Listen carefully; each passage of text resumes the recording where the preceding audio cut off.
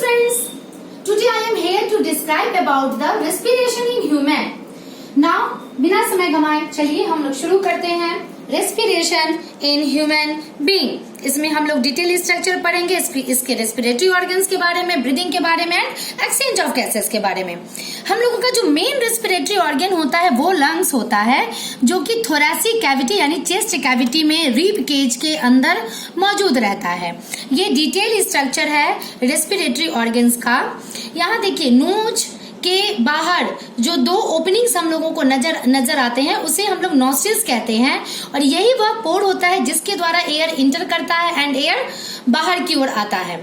और ये जो नॉस्ट्रिल है वो अंदर एक कैविटी में खुलता है जिसे नेजल कैविटी कहते हैं। तो नेजल कैविटी, नेजल पैसेज, इन सब के वॉल के ऊपर में कुछ म्यूकस के लेयर रहते हैं, स्मॉल हेयर्स मौजूद रहते हैं, और इनका काम होता है इनहेल्ड एयर में जो डस्ट पार्टिकल्स है उन्हें ट्रैप करना ताकि इनहेल्ड एयर प्योर हो सके। उसके बाद ये एयर फेरिंग्स में आते हैं। फेरिंग्स एक कीप लाइक स्ट्रक्चर होता है जहां nasal cavity and oral cavity दोनों खुलते हैं।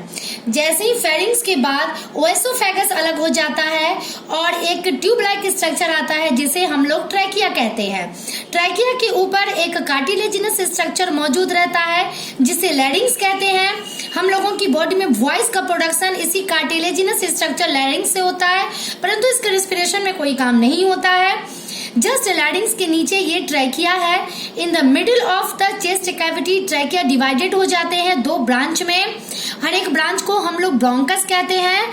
लेफ्ट ब्रोंकस लेफ्ट लंग्स में चला जाता है और राइट ब्रोंकस राइट लंग में चला जाता है। ये जो ब्लू कलर का आप लोगों को आउटर कवरिंग दिख रहा है लंग के ऊपर, इसे हम लोग प्लूरल मेम्ब्रेन कहते हैं। ये इसके अंदर में प्लूरल फ्लूइड भरे हुए रहते हैं जो कि लंग्स को प्रोटेक्ट करने का काम करते हैं। ये जो रेड कलर का मेम्ब्रेन आप लोगों को दिख रहा है ये डायफ्राम है जो कि चेस्ट कैविटी और एब्डोमिनल कैविटी दोनों को डिवाइड करने का काम करता है। लंग्स के अंदर क्या, ब्रोंकस जैसे ही लंग्स के अंदर जाते हैं ये मिलियंस एंड बिलियंस ब्रांचेस में टूट जाते हैं, डिवाइडेड एंड रीडिवाइडेड हो जाते हैं। हर एक ब्रांच को हम लोग ब्रोंकियोल्स कहते हैं। हर एक ब्रोंकियोल्स के एंड पॉइंट में एक सैक लाइक स्ट्रक्चर होता है जिसे एल्वियोली कहते हैं, और यही वो जगह है जहां पर एक्सचेंज ऑफ गैसेस होते हैं। ये ब्लड कैपिलरी से पूरी तरह से घिरा हुआ रहता है।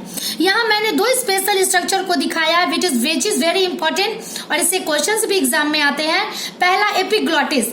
एपिग्लॉटिस एक कार्टिलेजिनस फ्लैप लाइक स्ट्रक्चर होता है जो स्टार्टिंग ऑफ ट्रैकिया पर मौजूद रहता है, और ड्यूरिंग स्वेलिंग जैसे ही हम लोग कोई खाना या पानी निगलते हैं ये एपिग्लॉटिस क्या करता है, ट्रैकिया को कवर अप कर लेता है ताकि खाना या पानी का एक भी दाना ट्रैकिया के अंदर नहीं जाए। अगर गया तो वो हमारे रेस्पिरेटरी सिस्टम को चोक कर सकता है and we may die. Now this is C shift cartilage. ये सी शिफ्ट कार्टिलेज होते हैं जो प्रोटेक्ट करते हैं ट्रैकिया को from collapsing when there is no air, क्योंकि इसके वॉल के अंदर में म्यूकस लगे हुए होते हैं।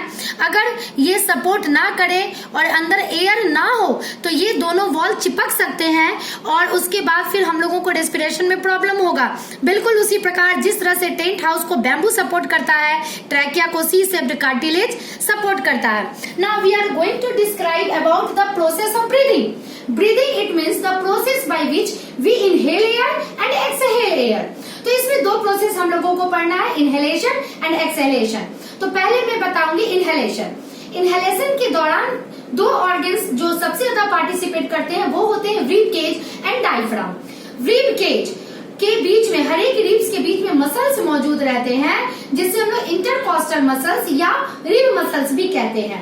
पहला प्रोसेस क्या होता है कि ये जो रिब मसल्स है ये कॉन्ट्रैक्ट करता है। जैसे ही ये कॉन्ट्रैक्ट करता है, देखिए हमारे हाथ का मूवमेंट किधर हो रहा है, अपवर्ड एंड आउटवर्ड। तो बिल्कुल उसी प्रकार से ये रिब केज मूव करता है अपवर्ड एंड आउटवर्ड। बिल्कुल उसी दौरान क्या होता है कि जो डायफ्राम डोम शेप्ड था इट बिकम फ्लैट, ये फ्लैट हो जाते हैं। इन दोनों को मिला के क्या हुआ, हमारे अंदर के चेस्ट कैविटी का वॉल्यूम बढ़ गया। नाउ हमें पता है कि हमारा लंग्स स्पॉन्जी होता है, अगर उसे दबा दिया जाए यानी अगर उसकी कैविटी को कम कर दिया जाए तो वो सिकुड़ जाएगा, वो कॉन्ट्रैक्ट हो जाएगा। अगर एक्सपेंड हो गया तो वो फैल जाएगा, अंदर का वॉल्यूम बढ़ जाएगा। जैसे ही चेस्ट कैविटी का वॉल्यूम बढ़ जाता है अंदर का एयर प्रेशर घट जाता है and we forcefully inhale. Now the second process is exhalation. तुरंत क्या होता है, जो ये रिब मसल्स है इट बिकम रिलैक्स। जैसे ही रिलैक्स होंगे तो हमारा रिब केज किधर जाएगा, डाउनवर्ड एंड इनवर्ड। उसी समय क्या होता है कि जो डायफ्राम फ्लैट था इट बिकम डोम शेप। इस तरह से चेस्ट कैविटी का वॉल्यूम घट जाता है। हमने पहले से ही अंदर में इनहेल्ड एयर ले रखा है, जिसकी वजह से अंदर का एयर प्रेशर बढ़ जाता है और बढ़ने के कारण वी फोर्सली एक्सहेल। चलिए इसी प्रोसेस को हम लोग डायग्राम के द्वारा समझते हैं। देखिए ये रीब केज है। Due to the contraction of rib muscles क्या हुआ, rib cage move upward and outward. Now उसी समय क्या हुआ, ये जो डायफ्राम है ये मूव कर गया डाउनवर्ड, जिसके कारण चेस्ट कैविटी का वॉल्यूम बढ़ गया और अंदर का एयर प्रेशर घट गया and we take air in. Now this is the breathing out और एक्सहेलेशन। इस समय क्या हुआ कि रीब केज के मसल्स के रिलैक्स होने के कारण जो रीब केज है वो डाउनवर्ड एंड इनवर्ड मूव किया। ये डायफ्राम डोम शेप्ड हो गया और अंदर में चूंकि हमने इनहेल्ड एयर ले रखा था तो इसके कारण क्या हुआ कि एयर का प्रेशर बढ़ गया and we have to air out और एक्सहेलेशन हम लोगों को करना पड़ा। आखिर इस इनहेलेशन और एक्सहेलेशन के बीच में क्या होता है, इस बीच में होता है एक्सचेंज ऑफ गैसेस। अब देखिए वो कैसे होता है। ये है एल्वियोली, ये जो स्ट्रक्चर आप लोगों को दिख रहा है दिस इज एल्वियोली। इसके अंदर जो हम लोगों ने इनहेल्ड एयर, इंस्पायर्ड एयर जो ले रखा है उसमें ऑक्सीजन की मात्रा ज्यादा है with respect to blood capillaries के ब्लड में जो ऑक्सीजन की मात्रा है, और कार्बन डाइऑक्साइड गैस की मात्रा कम है with respect to blood present in the blood capillaries. मैंने पहले ही कहा था कि ये एल्वियोली पूरे ब्लड कैपिलरी से घिरा रहता है। तो अब क्या होता है, ऑक्सीजन की मात्रा चूंकि एल्वियोलर एयर में ज्यादा है तो ये डिफ्यूज हो जाता है ब्लड में आने के बाद ये हीमोग्लोबिन से मिलकर के बनाता है ऑक्सी हीमोग्लोबिन। और देखिए ये आता है पहले हार्ट में एंड देन हार्ट से ये पूरी बॉडी में सर्कुलेट करता है। ये यहाँ पे टिश्यूज हैं, टिश्यू के अंदर जो ऑक्सीडेशन ऑफ फूड हुआ है जो मैंने लास्ट वीडियो में बताया था, उसके कारण कार्बन डाइऑक्साइड की मात्रा यहाँ ज्यादा हो जाती है, ऑक्सीजन की मात्रा कम हो जाती है। तो ऑक्सीजन डिफ्यूज हो जाता है टिश्यूज के अंदर और कार्बन डाइऑक्साइड डिफ्यूज आउट हो जाता है इस ब्लड के अंदर। इस तरह से टिश्यू में एक्सचेंज ऑफ गैसेस होते हैं। फिर ये carbon dioxide as a solute plasma के द्वारा, वेन के द्वारा आया हार्ट में, देन हार्ट से फिर गया लंग्स में और फिर ये एल्वियोली में चला गया और एल्वियोली में जो ऑक्सीजन कम हो गया और कार्बन डाइऑक्साइड की मात्रा बढ़ गई और फिर ये एक्सपायर्ड एयर की तरह बाहर चला गया। तो इस तरह एक्सचेंज ऑफ गैसेस होते हैं। नाउ अब एक्सचेंज ऑफ गैसेस के बाद हम लोग वीडियो के द्वारा समझेंगे कि पूरा process of breathing and respiration कैसे होता है, एक्सचेंज ऑफ गैसेस कैसे होता है ह्यूमन बीइंग के अंदर। नाउ ये देखिए लंग्स कहाँ मौजूद है, हमारे चेस्ट कैविटी में मौजूद है, रीब केज के अंदर प्रोटेक्टेड है। ये पूरा का पूरा लंग्स जिसे हम लोग थोरैसिक कैविटी कहते हैं।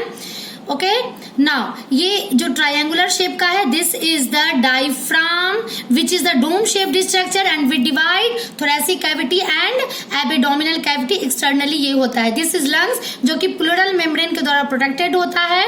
This is left lung which is divided into 3 part, 3 lobe का ये बना रहता है, right lung. And this is the left lung which is made up of 2 lobe. Actually right lung थोड़ा सा बड़ा होता है, लेफ्ट लंग थोड़ा सा छोटा साइज का होता है। दोनों काफी हाईली स्पॉन्जी स्ट्रक्चर होते हैं। ये हमारा ब्रोंकी है जो कि डिवाइडेड पार्ट होता है ट्रैकिया का। ये है हमारा ट्रैकिया और ये देखिए ये है सी शेप्ड कार्टिलेज जो कि प्रोटेक्ट करता है collapsing of trachea when there is no air.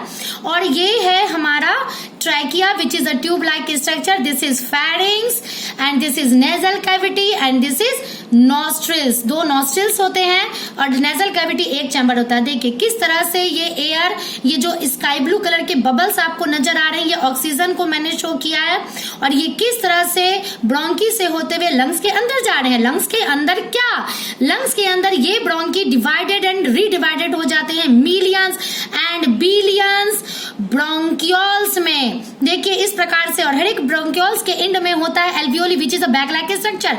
देखिए किस तरह से ये पूरा कवर्ड है रेड कलर के ब्लड कैपिलरीज के द्वारा। और ये एल्वियोली के अंदर का सीन है।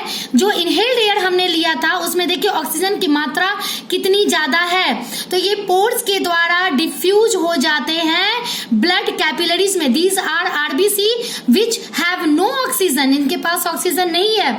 ये ऑक्सीजन डिफ्यूज हो गया ब्लड में और आ करके आरबीसी में जा करके उसके हीमोग्लोबिन के साथ मिल गया और बना दिया ऑक्सी हीमोग्लोबिन। और इस तरह से इसका कलर देखिए रेड कलर का हो गया, it means it is oxy haemoglobin. ये जो बबल्स आप लोगों को डार्क ग्रे कलर के नजर आ रहे हैं, these are carbon dioxide. Carbon dioxide gas की मात्रा ब्लड में ज्यादा है with respect to alveolar air, ये एल्वियोली में चला आया। और इस तरह से देखिए किस तरह से जो एक्सहेल्ड एयर है हमारा उसमें कार्बन डाइऑक्साइड गैस की मात्रा ज्यादा हो जाती है। और ये फिर उसी सेम पाथवे से ब्रोंकियोल से होते हुए carbon dioxide rich exhaled air बाहर निकल जाता है, ब्रोंकियोल से होते हुए वापस वो ब्रोंकस एंड देन फिर सेम पाथवे से होते हुए वो एक्सहेल्ड हो जाता है। तो इस तरह से ये पूरा होता है। Now this is the process of breathing. इसमें देखिए कैसे डायफ्राम फ्लैट हो गया और हमारा जो लंग है वो कैसे एक्सपेंड हो गया। नाउ और इस तरह से फोर्सली हम लोग इनहेल्ड कर लिए। Now the second one is exhalation.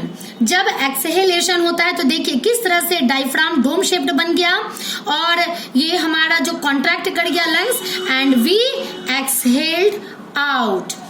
तो इस प्रकार से पूरा का पूरा रेस्पिरेशन का टॉपिक हमारा खत्म हो गया, क्योंकि मैंने पहले ही बताया था कि ऑक्सीडेशन का जो प्रोसेस होता है वो हर एक लिविंग में सेम होता है, आइदर एरोबिक और एनारोबिक, बट ब्रीदिंग का प्रोसेस सभी में अलग अलग होता है।